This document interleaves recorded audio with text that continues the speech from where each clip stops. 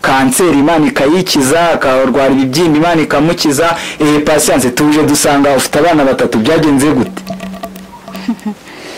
Imana yanyihereye abana batatu, Imana yanyije kanseri, ahari kanseri Imana ihashyira aba bana batatu mureba. Nukuri ndi gushima Imana, ibyumve ko ndi kuyishima.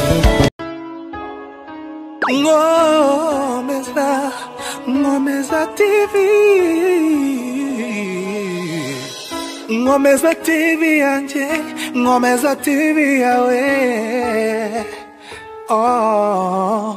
Numurongo mwiza wasanga amakuru, ukamenya ibyiriwe n'ibyaraye. Nongeye kubasuhuza abakunzi ba Ngomeza TV, mwebwe mudukurikira muri mu bice bitandukanye hirya no hino. Nkuko mubibona hano kuri mikoro ya Ngomeza TV turi kumwe na Joseph Uwiringiyimana. Nongeye gusura Patience nkuko mubibona imbere ya kamera Ngomeza TV. Mbere yuko nongera kumuha ikaze, ntago ari Patience gusa, noneho nasuye ubungubu namusuranye n'abandi bantu batatu bakomeye cyane muri kubona imbere ya kamera Ngomeza TV. Ariko mbere yuko nongera guha umwanya Patience kugira ngo yongere dusuhuze, nakiriye Viateur kuri kamera. Ndakwakiriye cyane nawe muri kino kiganiro. Nibutsa abantu mudukurikiye gukora subscribe kuri channel yacu ya Ngomeza TV, aho ngiye kwakira Patience yongera kudusuhuza. Karibu Patience. Murakoze, nongeye kubasuhuza, ndi Nzamukosha Patience, nkabandi kumwe n'abana batatu Imana yanyihereye.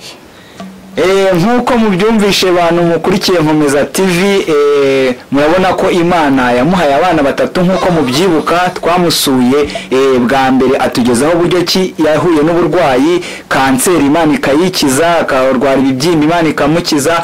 Patience tuje dusanga ufite abana batatu, byagenze gute?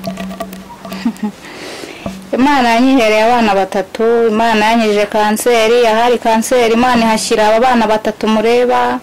Nukuri ndi gushima Imana, ibyumve ko ndi kuyishima.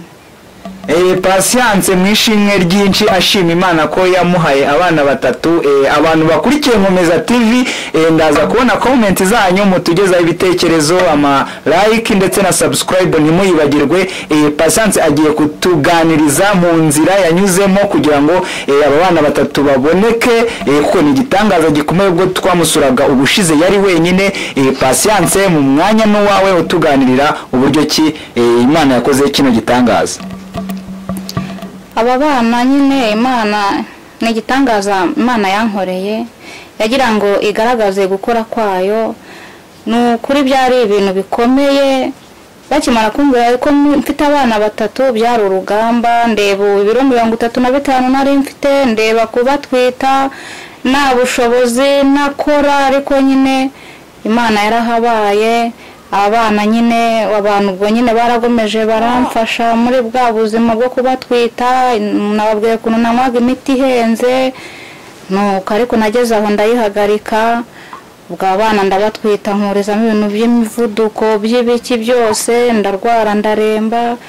Aba bana inda yageze mu mezi 8.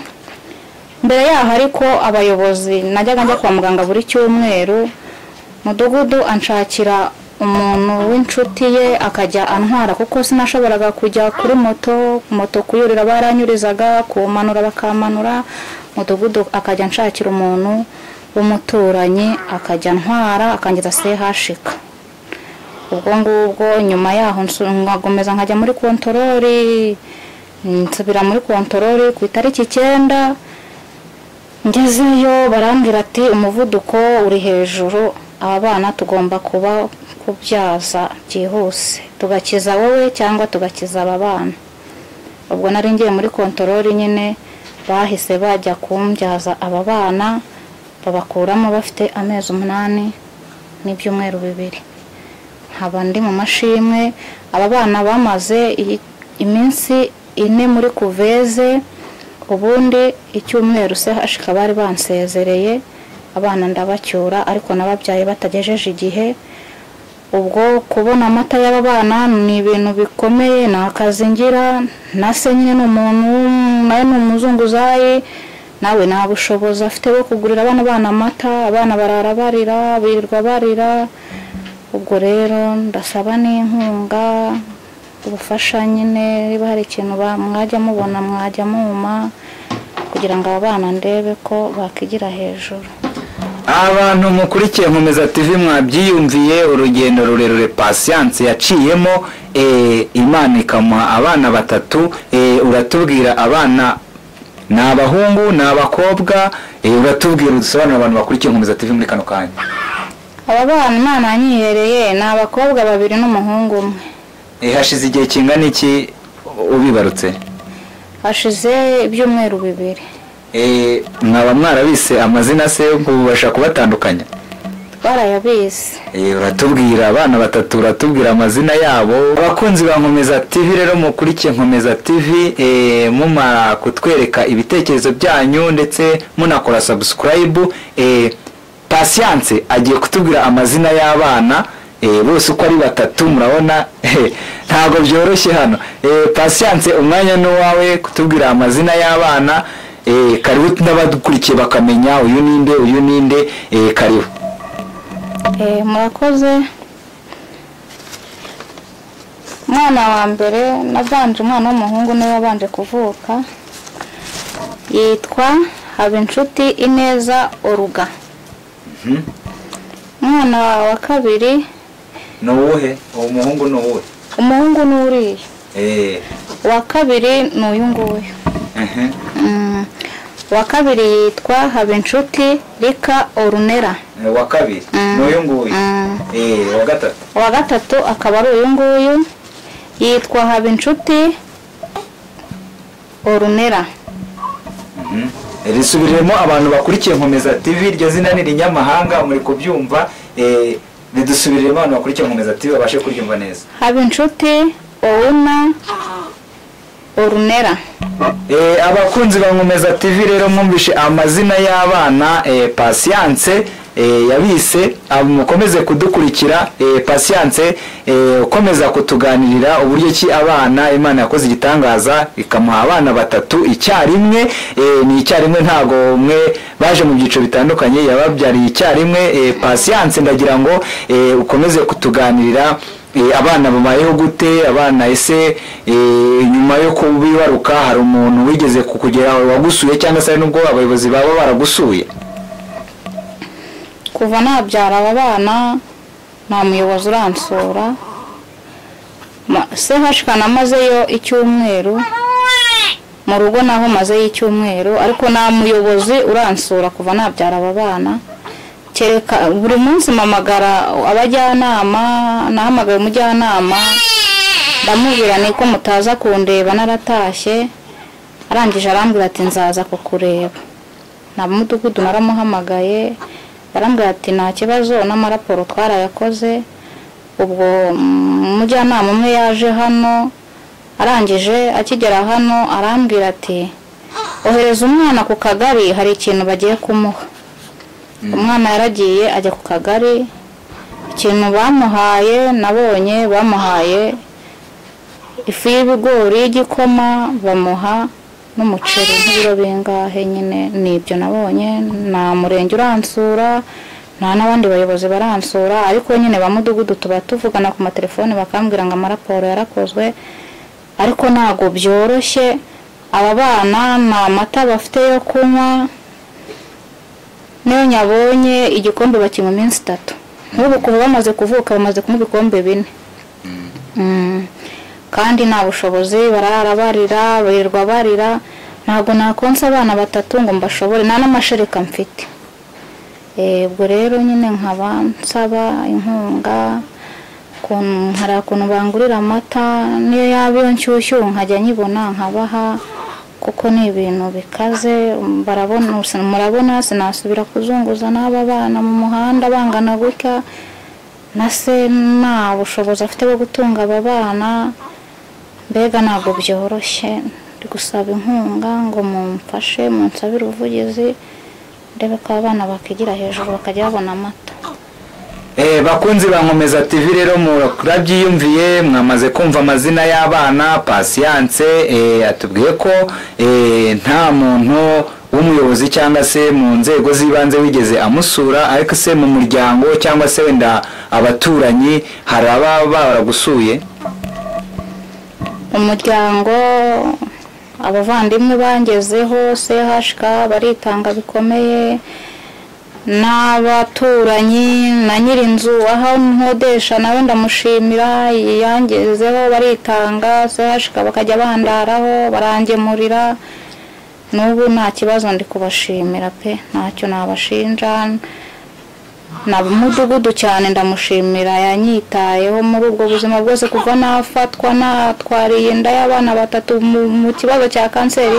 Mudugudu yaramfashije cyane, ndamushimira cyane by'umwihariko ndamushimira. Turimo turagana ku musozo w'ikiganiro cyacu. Patience mwabyiyumviye ari mu gice cyabanje ari no muri gice cya kabiri, ubuhamya bwe ni burebure cyane. Mbibutsa ko abantu mukurikira Nkomeza TV kugira ngo buno buhamya bugere kure nuko wakora subscribe kuri channel yacu ya Nkomeza TV ukabisangiza n'abandi. Patience turimo turasoza, abantu badukurikiye cyane baragenda batubwira ibitekerezo byabo muri comment. Ndagira ngo ugire ikindi kintu kikuri ku mutima wavuga ukabwira abantu bakurikiye Nkomeza TV muri kano kanya. Mbere na mbere ikintu navuga ndabanje gushimira Imana.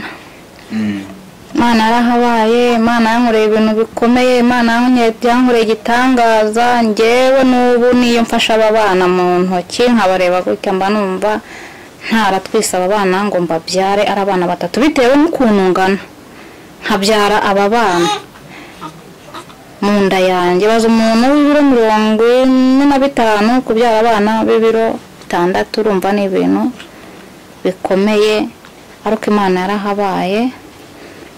Nshimira inshuti, abavandimwe, abaturanyi, ubuyobozi, kandi namwe nkaba mbashimira. Patience arakoze cyane gushimira. Tubibutsa ko tuzajya tugenda dukurikirana uko ubuzima bw'abana buhagaze nka Nkomeza TV. Rero dushimira abantu mwese mudukurikiye, dushimira abari hirya no hino n'abandi mwamaze gukora subscribe. Dushimira Imana yabanye natwe muri kino kiganiro, kandi tuzagaruka tuzajya tugenda tureba uko ubu buzima bw'aba bana burimo buragenda bugenda. Murabona ko bigoye cyane, mwabyiyumviye. Dushimiye cyane byimazeyo mwebwe mukomeje kudukurikira muri kano kanya. Reka dushime Imana yabanye natwe. Dusoza tuzasubira mu kindi kiganiro cy'ubutaha. Mana yacu twongeye kugushimira ko wabanye natwe muri kino kiganiro. Tugushimiye ko wahaye uno muryango wa Patience abandi bana 3.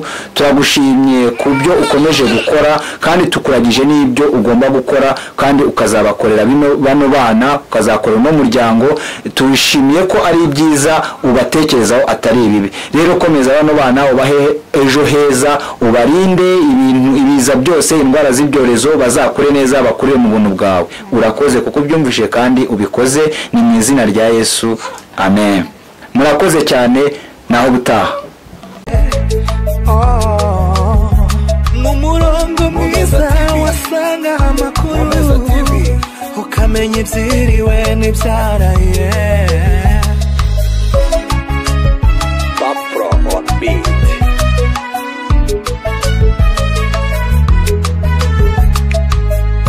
Kora subscribe kuri Nkomeza TV. Nkomeza TV. Kanda like, ukore share, ntiwibagirwe gusiga comment yawe. Nkomeza TV yanjye, Nkomeza TV yawe. N'umurongo mwiza wasanga amakuru ukamenya ibyiriwe n'ibyaraye.